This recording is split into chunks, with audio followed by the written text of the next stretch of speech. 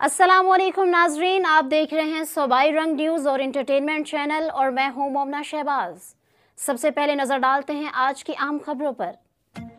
खबर शामिल करते हैं सरगोदा से। सरगोदा के इलाके मुजाहिद कॉलोनी में 25 मई को तौहीन मजहब के इल्ज़ामात में मुश्तइल मुजाहिरीन की तरफ से तशद्दुद बनने वाला नज़ीर मसीह 9 रोज़ बाद मौत और ज़िंदगी की कशमकश में मुब्तला रहने के बाद चल बसा। तर्जुमान RPO सरगोदा के मुताबिक मुजाहिद कॉलोनी में तौहीन मजहब और कुरान पाक की नज़र आतिश करने पर मुश्तइल मुजाहिरीन ने नज़ीर मसीह को तशद्दुद का निशाना बनाया था और इसके घर और जूतों वाली फैक्ट्री को भी आग लगाई गई थी।